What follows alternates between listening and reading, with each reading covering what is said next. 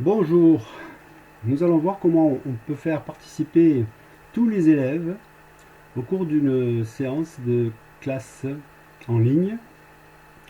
Donc le site que j'ai utilisé, c'est Ma classe à la maison, qui est proposé par le CNED pendant le confinement.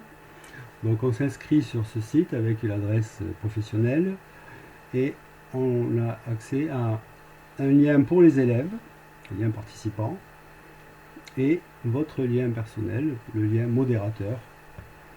Donc il va pouvoir vous permettre de gérer la classe.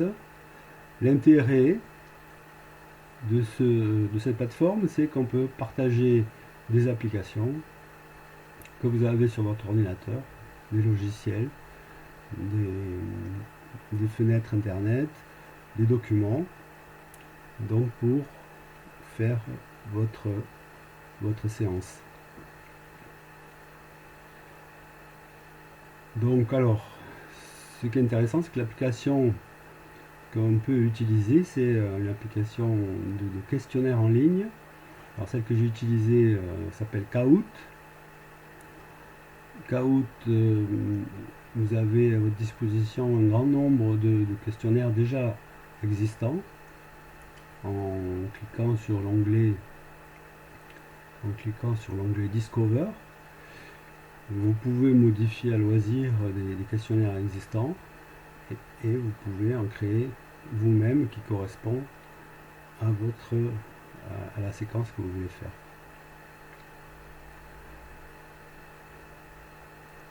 Donc vous pouvez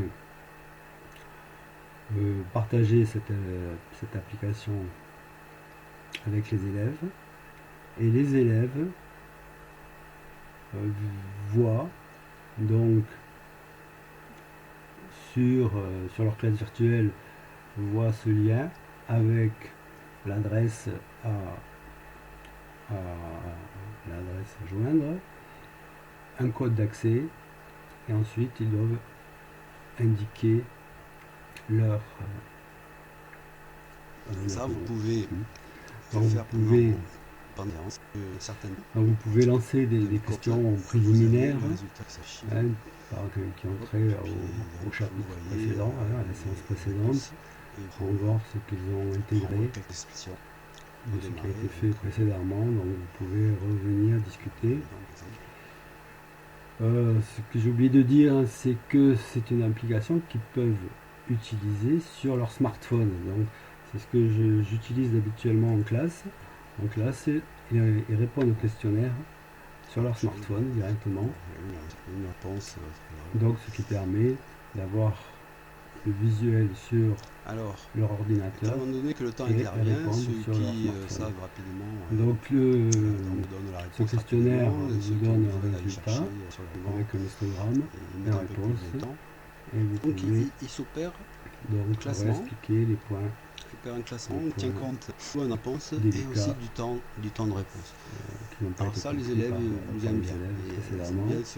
Ensuite, vous pouvez aborder une séance à proprement parler avec des activités. Alors, lorsque vous avez vos questions préliminaires, vous pouvez démarrer de physique, certains l'ont cherché, d'autres non. Que vous avez au préalable diffusé et qu'ils ont pu chercher pour commencer à que trouver des éléments qu'on peut corriger ensemble en vérifiant et au bout de quelques minutes vous pouvez interroger leur niveau de compréhension et de capacité à résoudre chaque étape l'exercice de la résolution de l'exercice. Donc ça demande pas mal de temps de préparation. Donc vous posez au fur et à mesure des questions qui ont trait à l'exercice. Donc toutes les étapes de résolution de l'exercice peuvent être abordées. Ceux qui ont déjà cherché répondent assez rapidement. Vous avez le classement qui s'opère, le résultat d'histoire qui s'opère. Vous pouvez.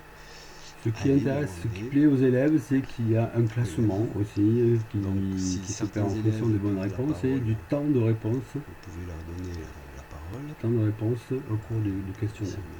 Donc ça, c'est quelque chose qui crée une certaine émulation parmi les élèves.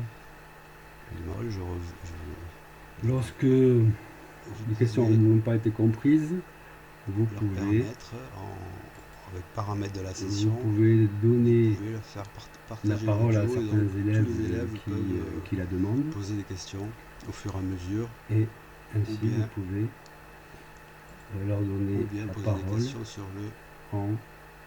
le chat, les inscrivant comme présentateurs. Et de la même manière, si ils ont le droit mettez n'importe quoi parler, sur le chat, ils ont accès vous pouvez supprimer le chat. Si la classe est assez disciplinée, vous pouvez faire partager l'audio pour toute la classe. Et donc, ils peuvent poser des questions au fur et à mesure. Et ils ont également la possibilité de poser des questions par écrit. Chaque étape de la résolution, évidemment, si ça devient trop chaotique, eh bien, vous pouvez supprimer les chats et n'autoriser qu'à certains moments, l'utilisation du chat. Donc ça c'est voilà, donc la question. Donc, vous avez ainsi la possibilité rapidement, de faire des résolutions. Les élèves ont autant de recherches possibles. On vérifie leur niveau de résolution par le questionnaire. On peut revenir sur les points délicats au fur et à mesure. Donc c'est une interactivité qui est assez qui est complète, au cours de la séance, et qui permet donc de progresser de manière, on va dire, assez homogène pour l'ensemble de la classe. Donc pareil, on reprend, on réexplique tant que c'est. Et puis après on demande ce que c'est clair, on fait des simulations d'élèves avec des résultats.